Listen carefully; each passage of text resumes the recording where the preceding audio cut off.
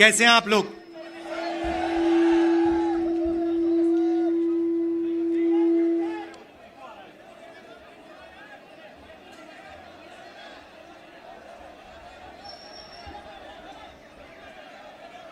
ऐसी सुंदर जगह है कि मैं अगली मीटिंग में जाना नहीं चाह रहा हूं।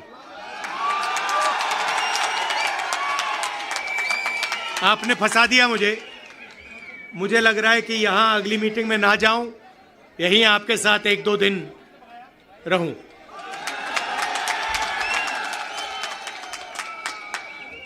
आप सबका यहां दिल से स्वागत करता हूं।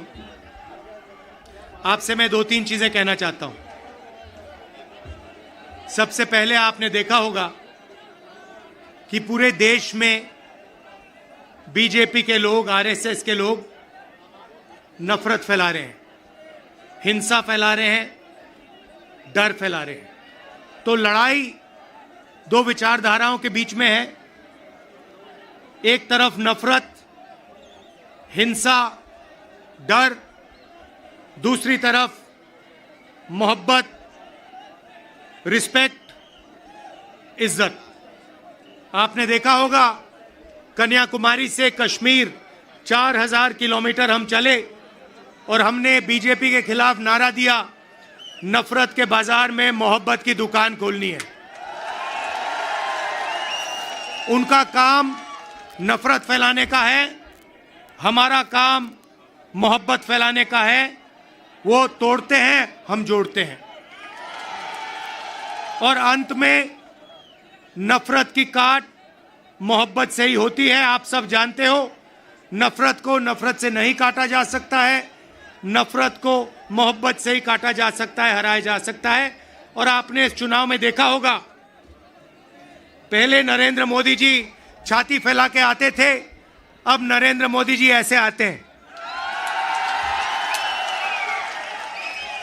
पहले बड़े बड़े भाषण करते थे, इस बार पार्लियामेंट में घुसने से पहले उन्होंने अपने सिर पर कॉन्स्टिट्यूशन को रखा, फिर गए अंदर। भाइयों और बहनों, पहली बार हिंदुस्तान के इतिहास में पहली बार स्टेटहुड छीना गया है। यूनियन टेरिटरी को पहले यूनियन टेरिटरी को स्टेट बनाया गया था। स्टेट को बांटकर 2 स्टेट बनाए गए। तेलंगाना बना, छत्तीसगढ़ बना, उत्तराखंड बना, अरुणाचल को स्टेट बनाया गया। मगर पहली बार हिंदुस्तान के किसी स्टेट को रद्द करके लोगों का जो हक है वो छीना गया। पहली बार हुआ है। ऐसे हिंदुस्तान के इतिहास में, मॉडर्न इंडिया में यह काम पहले कभी नहीं किया गया है। तो सबसे पहले जम्मू कश्मीर को जो स्टेटहुड है वो वापस देना है, क्योंकि आपका सिर्फ स्टेट नहीं छीना गया, आपके अधिकार, आपका धन, सारा का सारा आपसे छीना जा रहा है। 1947 में हमने राजाओं को हटाकर लोकतांत्रिक सरकार बनाई, हमने देश को कॉन्स्टिट्यूशन दिया। आज जम्मू कश्मीर में राजा बैठा हुआ है, उसका नाम एलजी है, मगर वो है राजा। और जो आपका धन है आपसे छीना जा रहा है, बाहर के लोगों को दिया जा रहा है, चाहे वो आपके कॉन्ट्रैक्ट्स हो, सारा का सारा फायदा बाहर के लोगों को मिल रहा है और जम्मू कश्मीर के लोगों से छीना जा रहा है। तो हमारा पहला कदम जम्मू कश्मीर को स्टेटहुड वापस देने का होगा। हम चाहते थे कि चुनाव से पहले आपको स्टेटहुड मिले और स्टेट बनने के बाद चुनाव हो। बीजेपी ये नहीं चाहती है और उन्होंने कहा है कि पहले चुनाव होगा और उसके बाद स्टेटहुड की बात होगी। और हम कह रहे हैं कुछ भी होगा, जम्मू कश्मीर के लोगों को स्टेटहुड हम दिलवाएंगे। बीजेपी चाहे ना चाहे, इंडिया गठबंधन इतना दबाव डालेगी कि जम्मू कश्मीर के लोगों को स्टेटहुड देना ही होगा।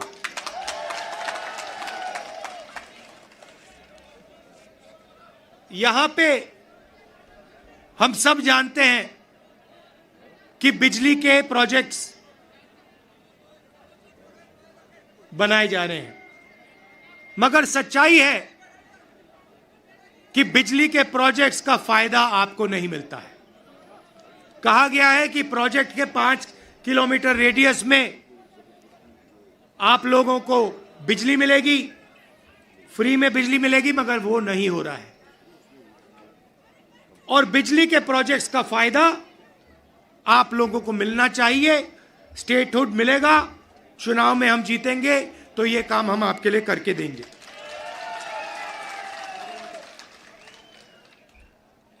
आप देश के लोगों को बिजली दे रहे हो और आपके जेब में से बिजली का पैसा लिया जा रहा है, छीना जा रहा है। ज्यादा रेट देते हो आप, ये अन्याय है, इसको हम ठीक करेंगे।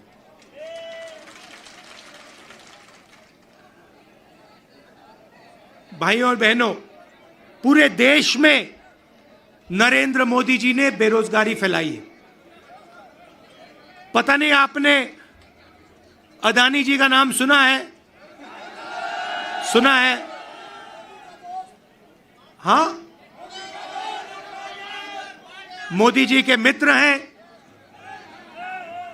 पार्लियामेंट में मुझे कहा, आप देखिए, पार्लियामेंट में मुझे कहा कि पार्लियामेंट में मैं अदानी और अंबानी का नाम नहीं ले सकता।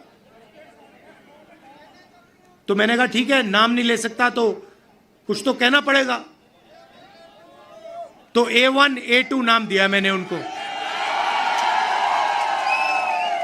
हम दो, हमारे दो, नरेंद्र मोदी, अमित शाह, अंबानी, अदानी, इनकी सरकार चल रही है। और अगर कोई छोटा काम करता है, मजदूरी करता है, छोटा बिजनेस चलाता है, होटल चलाता है, टूरिज्म का बिजनेस चलाता है, तो उसके लिए नरेंद्र मोदी जी GST लाते हैं, नोटबंदी कराते हैं और बैंक के दरवाजे बंद कर देते हैं। और पूरी की पूरी सरकार इन 2 अरबपतियों के लिए चलाई जा रही है। ये मैं आपको कहता हूं कि अगर आप देखेंगे तो ये जो आपसे स्टेटहुड छीना गया है, इसका भी लक्ष्य उन्हीं 2 अरबपतियों की मदद करने का है। और जम्मू कश्मीर के जो लोग हैं, जो व्यापारी हैं, जो इस प्रदेश को, इस देश को रोजगार देते हैं, चाहे वो टूरिज्म की बात हो, हैंडीक्राफ्ट की बात हो, उन सब को ये दबा कर रखते हैं। जो हालत देश में है उससे खराब हालत जम्मू कश्मीर में है। देश से ज्यादा बेरोजगारी यहां जम्मू कश्मीर में। और ये उल्टी सीधी बात करते हैं। कभी नरेंद्र मोदी समुद्र के नीचे चले जाते हैं, कभी हवाई जहाज में उड़ते हैं, कभी किसी नेता से गले लग जाते हैं, मगर बेरोजगारी के बारे में इन्होंने कुछ नहीं किया है। तो यहां हमारे एक युवा नेता हैं, एक बात मानकर चलो, यहां पर कांग्रेस पार्टी की अलायंस की सरकार आ रही है। ये निश्चित है, ये होने जा रहा है। और हमारा पहला काम, हमने नेशनल मैनिफेस्टो में कहा और मैं यहां भी कह रहा हूं, जो भी सरकारी वैकेंसीज हैं उनको हम भरेंगे और एज को हम 40 साल तक एक्सटेंड कर देंगे। जो डेली वेज का काम करते हैं उनको हम रेगुलराइज करेंगे, परमानेंट करेंगे, और उनकी जो आमदनी है उसको हम बढ़ाएंगे। मगर हमारा लक्ष्य होगा कि हम सबको लेकर एक साथ मिलकर जम्मू कश्मीर की सरकार चलाएं, सबकी रिस्पेक्ट हो, सबको एक साथ लेकर हम चलें। और जैसे मैंने देश में वहां बाकी देश में कहा, भारत जोड़ो यात्रा में हर स्टेट में कहा, नफरत को मिटाना है। जहां भी ये नफरत की दुकान खोलेंगे, जहां भी ये नफरत फैलाएंगे, वहां हम मोहब्बत की दुकान खोलेंगे। आखिरी बात मैं आपसे कहना चाहता हूं, इतनी सुंदर जगह है, चुनाव के बाद मुझे यहां आना पड़ेगा। और ये जो आपने वकार जी कर्रा साहब, ये आपने जो मेरा 45 मिनट का प्रोग्राम यहां बनाया है, यह आपने मुझे ठग लिया। यहां पे कम से कम 1 दिन, 2 दिन, 3 दिन का प्रोग्राम बनना चाहिए। मुझे ऐसी जगह देखने को नहीं मिलती है। ऐसे प्यारे लोग कम से कम यहां मुझे 2-3 दिन के लिए लाइए और यहां घुमाइए।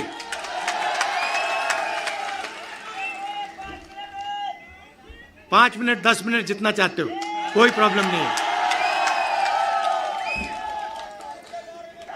हाँ, तो आपने देखा होगा, पहले कहा कि नरेंद्र मोदी को, बीजेपी को कोई हरा नहीं सकता।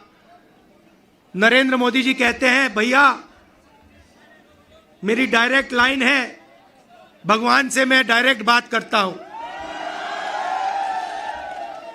और वो भी देश की मीडिया को बोल रहे हैं।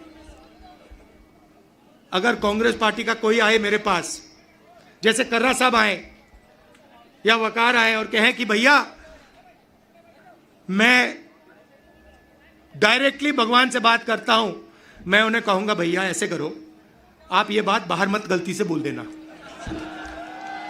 नुकसान हो जाएगा, लोग पता नहीं क्या कहेंगे। मगर नहीं, देश का प्रधानमंत्री जा सकता है, कह सकता है भैया मैं नॉन बायोलॉजिकल हूं, बाकी हिंदुस्तान बायोलॉजिकल है, बाकी हिंदुस्तान बायोलॉजिकली पैदा हुए, मैं नॉन बायोलॉजिकल हूं, मैं डायरेक्ट भगवान से बात करता हूं। और इस चुनाव में भगवान ने नरेंद्र मोदी को डायरेक्ट मैसेज दे दिया कि भैया आपको लगता है कि आप भगवान से बात करते हो, मगर भगवान आम जनता से बात करता है और भगवान आम जनता की राय को सुनकर काम करता है। तो हमने नरेंद्र मोदी को साइकोलॉजिकली उड़ा दिया है। मैं आपको बता रहा हूं, मैं पार्लियामेंट में बैठता हूं, उनके सामने पार्लियामेंट में बैठता हूं, पूरी कॉन्फिडेंस गायब हो गई उनकी। इंडिया गठबंधन खड़ा हो गया, एक साथ मिलकर हम लड़े, पूरी की पूरी कॉन्फिडेंस हिंदुस्तान के प्रधानमंत्री की गायब हो गई है। आप मुझे बताओ, आप देखो, उन्होंने पहले कहा कि जाति जनगणना नहीं होगा, हमने कहा जाति जनगणना होगा। अब आरएसएस के लोग कह रहे हैं भैया जाति जनगणना सही बात है। फिर वो उन्होंने कहा कि हम लैटरल एंट्री से बाहर के लोगों को सरकार में लाना चाहते हैं। हमने कहा ऐसे नहीं होगा।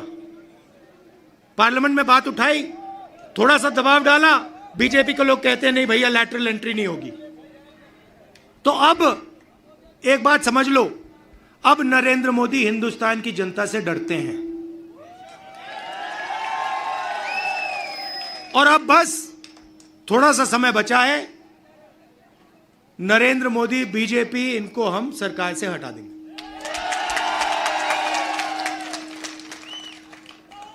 मगर हम चाहते हैं कि देश में भाईचारा हो, सबकी रिस्पेक्ट हो, एक दूसरे के साथ इज्जत से बात हो। जो कमजोर लोग हैं, चाहे वो किसान हैं, मजदूर हैं, छोटा बिजनेस चलाने वाले लोग हैं, उनको लगे कि इस देश में हमारी भी भागीदारी है, बैंक के दरवाजे हमारे लिए खुले हैं, कर्जा माफ हमारा भी होता है और सिर्फ देश 2-3 लोगों के लिए नहीं चलता है। ये हम चाहते हैं और यही काम हम जम्मू कश्मीर में शुरू करेंगे।